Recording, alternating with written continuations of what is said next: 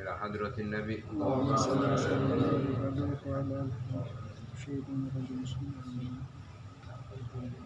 الرحيم بسم الله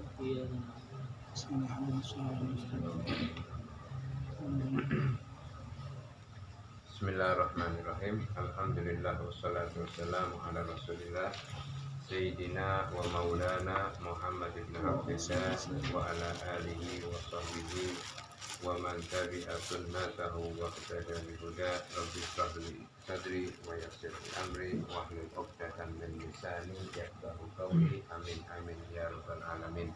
Amma ba'd, ikhwani rahimakumullah. Alhamdulillah pada malam hari ini kita bisa melanjutkan di dalam rutinitas kita, yaitu kaitan tentang permasalahan nasihat, yaitu kajian di dalam kitab Bidayatul Hidayah, yang mana sampai di dalam pembahasan kita ini yaitu yang berkaitan masalah hati, ya, masalah qalb, atau juga dianjurkan di dalam permasalahan maksiat hati. Ini perlu kita ketahui sebelum memasuki pembahasan ini, bahwa Allah Subhanahu wa Ta'ala menjadikan di dalam tubuh manusia ini ada sebuah gumpalan.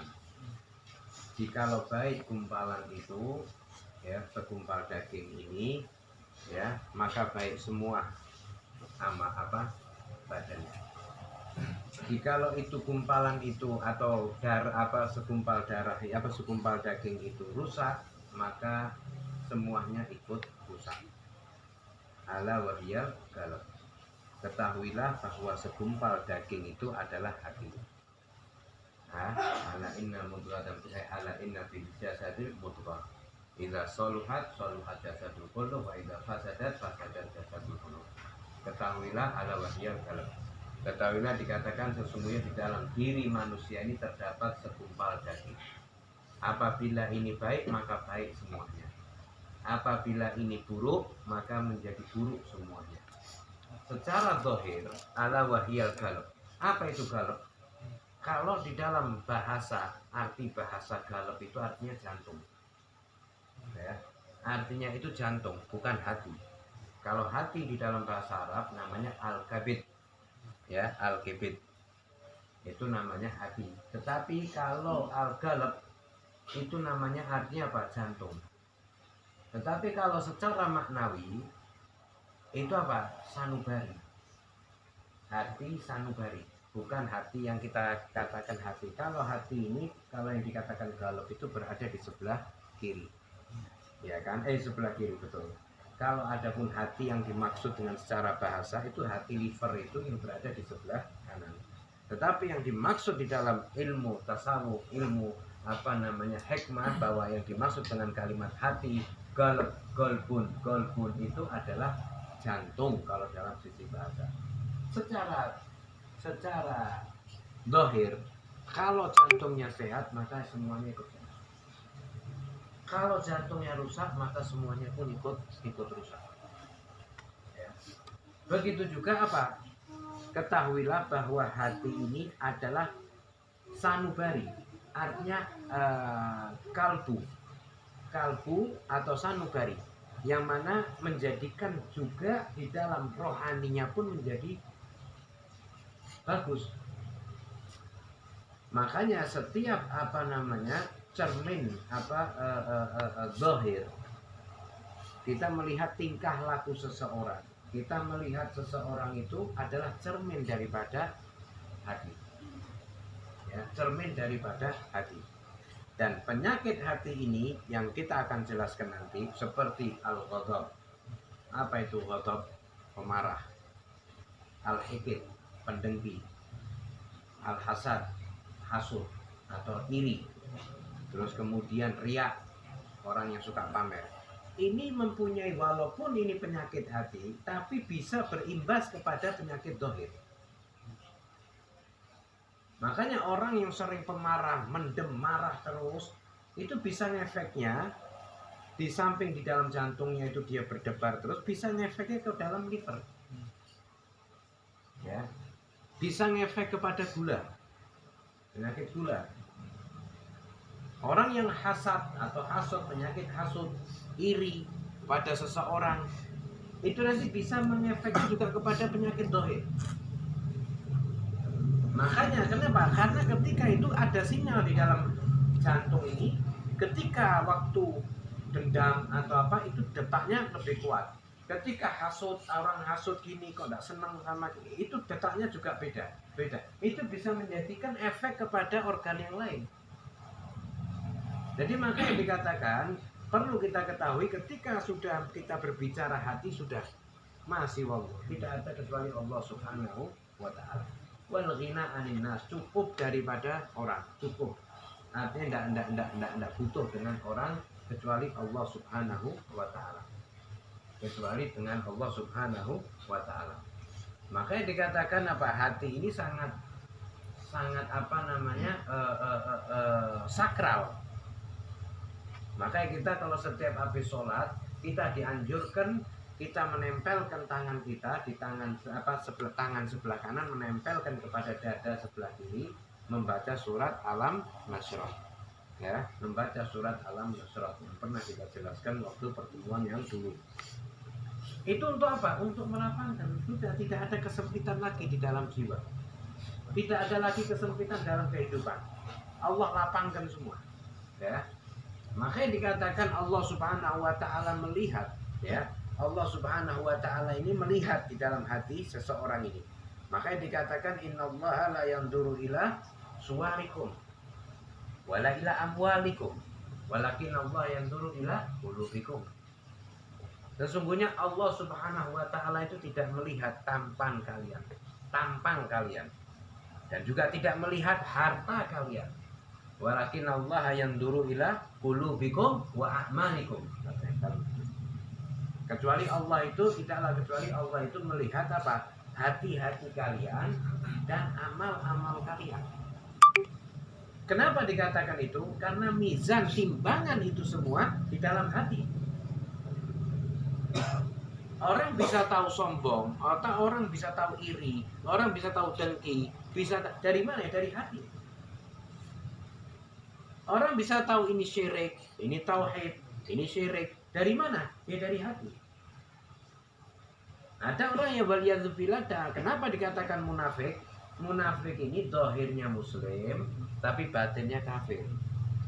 Tahu dari mana? Ya dari batin. Nah itu gimana? Itu kembalikan kepada pribadi masing-masing. Bukan kita, ini makanya di dalam hati ini kita tidak bisa menilai seseorang. Ada orang ini ya Allah, makanya kata sampai ada kejadian itu Rasulullah SAW menganjurkan kepada satu sahabat untuk meminta doa kepada seseorang ini. Oh ya, sip, sampai Rasulullah mengatakan dia penghuni surga. Apa dikatakan? Ketika dia ngikuti, dia pura-pura jadi tamu, saya musafir gini-gini, saya bisa tidak bermalam di sini. Oh boleh. Sampai berapa hari dia bermalam? Tapi dia bermalam itu bukan tujuannya untuk memang sengaja untuk bermalam. Dia memang pengen tahu amalan apa ini orang. Amalan apa yang dia lakukan ini orang. Kok sampai Rasulullah betul-betul memuji dan Rasulullah betul-betul apa namanya menjadikan dia min ahli jannah. Kemudian hari demi hari dia lihat tidak ada keistimewaan. Tidak ada keistimewaan yang luar biasa baginya. Kemudian ditanya, akhirnya dia terus terang, saya datang ke sini gini bahwa Rasulullah mewasiatkan kepada saya untuk bisa minta doa sama antum dan kau adalah dikabarkan kau ini adalah penghuni surga. Dan apa amalanmu? Kata dia bilang, saya tidak punya amalan. Mulai terus, ya kecuali ketika saya tidur ini, saya bebaskan hati saya ini dari kaitan dengan orang. Orang yang punya kesalahan sama saya, orang yang menggibai saya, orang itu saya lepas semua. Jadi tidak ada yang apa namanya nempel di dalam hati. Nah ini apa namanya suatu keistimewaan bagi orang-orang yang bisa untuk memberikan apa usaha pada dirinya untuk membersihkan daripada jiwa yang kotor. Makanya dikatakan dalam hadis lain disebutkan innallaha la yanzuru ila ajsamikum wala ila suwarikum. Allah tidak melihat kepada apa badanmu, Allah tidak melihat juga kepada tampangmu, walakin Allah yanzuru ila suwarikum ila qulubikum. Kecuali Allah Subhanahu wa taala melihat di dalam hati hati kalian. Kenapa? Karena itu penilaian. Makanya tidak bisa ada orang, wah ini kok ganteng, oh ini jelek, oh ini kaya, ini miskin, ya, tidak bisa. Makanya jangan sekali-sekali mengagungkan seseorang karena harta. Jangan sekali-sekali meremehkan seseorang karena kefakirannya. Ada orang mengagungkan seorang ini karena kaya, tapi ada orang yang juga meremehkan seseorang ini karena fakir. Itu tidak diperbolehkan. Bisa jadi, ya, bisa jadi kebalikan. Orang yang kaya ini ternyata dia orang hatinya paling fakirnya orang. Orang yang fakir ini ternyata orang yang dalam hatinya itu kayanya orang. Nah ini yang dimiliki mereka para orang-orang ulama wal aulia semua. La khaufun 'alaihim wa lahum yahzanun. Mereka tidak pernah takut. Mereka tidak pernah punya rasa sedih. Kenapa? Karena Allah Subhanahu wa taala yang menjadikan mereka ini semacam itu. Mereka ada satu orang yang senyum terus gembira dalam setiap keadaan. Dalam setiap keadaan dia senyum. Kenapa dia senyum sedangkan keadaannya dia secara zahir dia tidak minus. Dia sengsara. Dia bilang gimana saya akan merengut? Gimana saya akan marah? Sedangkan semua keadaan yang saya terima ini adalah ketentuan Allah. Tidak mungkin saya tidak mungkin saya mau merengut dengan ketentuan Allah. Saya tidak mungkin marah dengan ketentuan Allah. Tidak mungkin. Maka kata Imam Haddad itu dikatakan apala doksir hamuk magudir yakun. Jangan kau memperbanyak kesulitanmu. Sesuatu yang Allah takdirkan yaitu yang terjadi. Tinggal kita bersyukur, tinggal kita qanaah dan lain sebagainya, maka Allah akan berikan itu semua apa yang kita inginkan. Nah itu dia katakan semacam itu. Maka yang perlu kita ketahui bahwa hal-hal yang demikian itulah yang sangat tidak dianjurkan untuk menanam. Ya ada orang itu juga kadang sumpah. Ada orang itu punya masalah. Ada orang, tapi bukan itu langsung diberhentikan dalam hati. Itu langsung dioperkan. Ya Allah, ini saya punya masalah semacam ini. Ya Allah, saya minta penyelesaian. Ya sudah, tidak mendem di sini. Jadi cuma dalam jiwa kita ini cuma lewat top. Ya, dalam jiwa kita ini cuma lewat top dipasrahkan sama Allah. Makanya dikatakan Islam ini tidak mengajarkan orang itu untuk tekanan jiwa. Waduh, kita ini dianjurkan untuk tekanan jiwa. Enggak. Berarti setiap sesuatu sabar. Setiap ini ya kayak sabar. Sabar ini bukan artinya terus dipendem, bukan. Artinya itu lewat di dalam jiwa kita pasrahkan sama Allah. Ya Allah, gitu. Ya Allah. Sudah selesai. Tidak harus ini. Lah terus ini sudah saya minta sama Allah. Kita sudah mengajukan proposal. Ya, tinggal turun proposal tersebut. Ya dari Allah Subhanahu wa taala, selesai sudah urusan semacam itu. Makanya di situ tidak bisa kita untuk menghukumi seseorang itu hal itu. Terkadang orang itu tidak tahu bahwa dirinya itu sombong. Terkadang orang itu tidak tahu kalau dirinya itu hasud. Tapi karena tingkah lakunya orang lain yang bisa membaca. Orang lain yang bisa membaca kalau ini tingkah laku semacam ini sombong. Maka yang dikatakan itu ta'awanu 'alal birri wa taqwa wa la ta'awanu 'alal itsmi wal 'udwan. Itu semacam ini, saling tolong menolong dalam perbuatan baik dan perbuatan ketaatan. Kalau tidak ada semacam ini, ya berarti Allah Subhanahu wa taala tandanya tidak cinta kepada hambanya. Karena apa? Karena lari daripada sesuatu yang sudah ditentukan sama, artinya koridor syariat yang sudah Allah tentukan. Jangan kau masuk ke ranah semacam itu. Allah ciptakan ini kebaikan, Allah ciptakan ini kejelekan. Allah ciptakan pada diri manusia ikhtiar. Jadi jalan semacam ini Allah sudah ciptakan masing-masing. Allah kasih di dalam ikhtiar. Nah ikhtiar itu sendiri Allah juga ciptakan dalam keinginan. Jadi makanya al khair wa syarr min Allah. Jadi perlu kita ketahui Nah, tidak boleh menisbahkan kejelekan itu kepada Allah, walaupun ya artinya Allah juga menciptakan itu kejelekan. Mimbabil adab. Di dalam sisi adab juga tidak diperbolehkan hal demikian untuk kita nisbahkan itu kepada Allah. Kayak sering orang, waduh saya ini gini. Nah, itu dalam hati orang semacam itu ditakutkan semacam itu. Al-salab. Salab itu apa? Dicabut sama Allah Subhanahu wa taala keimanan. Makanya dikatakan orang yang selalu mujahadatun nafas. Terus dia bertentangan dengan hawa nafsunya. Itu bukan hal yang mudah. Bukan hal yang mudah, hal yang sulit itu. Jangan dikatakan itu semudah orang meletakkan membalik telapak tangan atau semudah yang dia pikirkan, tidak. Berusaha apalagi untuk tidak dendam kepada orang. Nah, ini sudah. Tidak perlu hal demikian. Ya sudah. Makanya kita dianjurkan di dalam kitab ini, nanti kita ke depan ini, untuk membahas tentang maksiat-maksiat hati ini apa saja. Kenapa? Karena di dalam jiwa manusia ini terdapat ada beberapa sifat. Di antaranya itu sifat hewan, di antaranya sifat malaikat, di antaranya sifat iblis atau sifat setan. Tinggal di mana dia menghidupkan sifat tersebut. Ketika dia berusaha untuk menghidupkan sifat malaikat, maka dia menjadikan suatu ketaatan. Ketika dia berusaha dia ternyata tanpa dia sadari memupuk sifat syaitan, maka dia melakukan daripada perbuatan maksiat.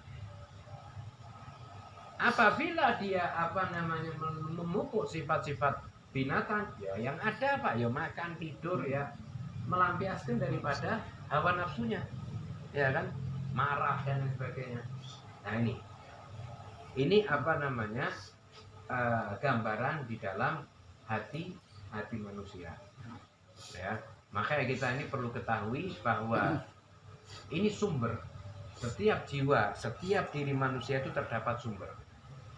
Sumber itu artinya yang mana dia bisa terpancar. Ilmullah, nurullah itu dari sumber hati. Makanya nanti kelebihan kita akan kenal, nanti ada namanya ilmu laduni. Nanti ada yang kenal kita al-futuh, ada yang dikenal adanya inkisaful hijab dan lain sebagainya, terbukanya hijab dan lain sebagainya. Itu sebab di dalam sumbernya dalam hati. Tinggal orang ini menggali seberapa sumber itu tertimbun dengan hawa nafsu. Seberapa dalam, tinggal kita gali terus.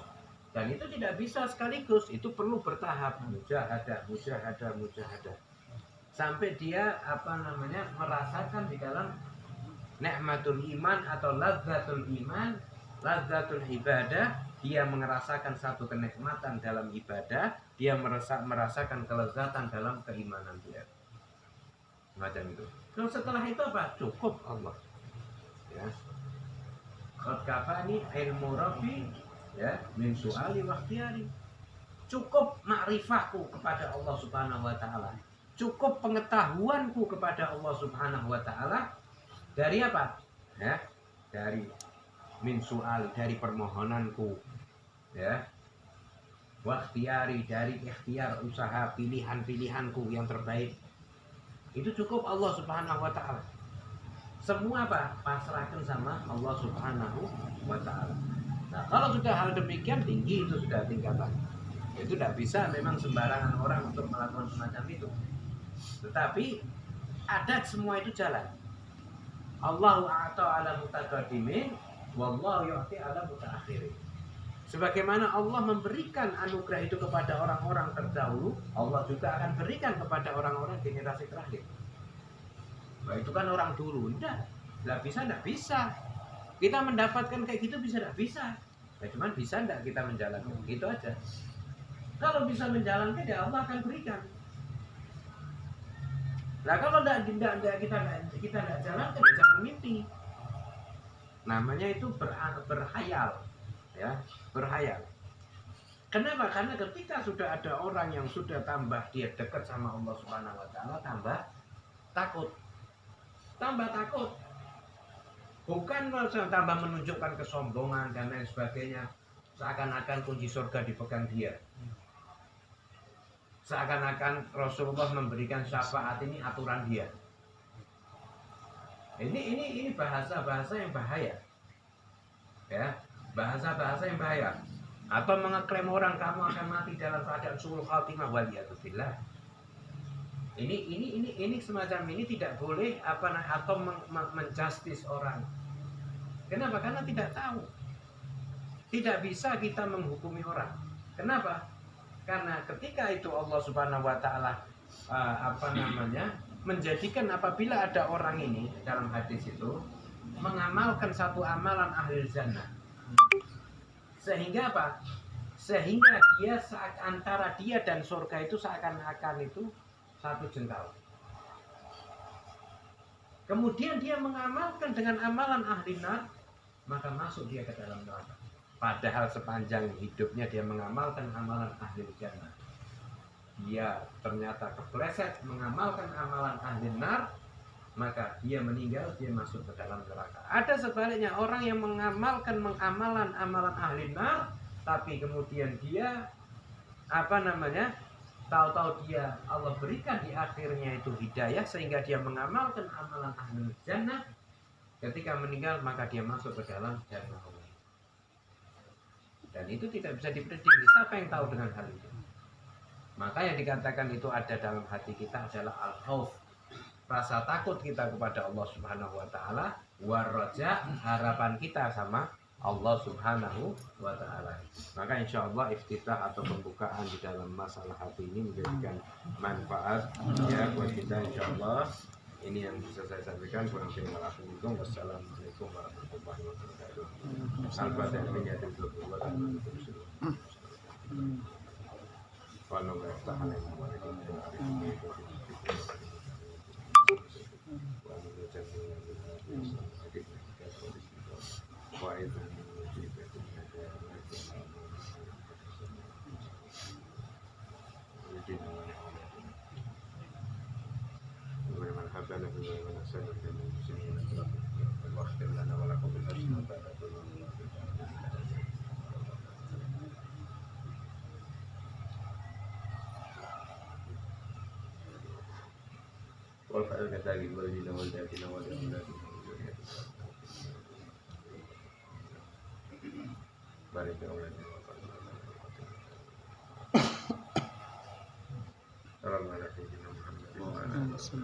Alhamdulillahirabbil alamin. Al-Fatihah.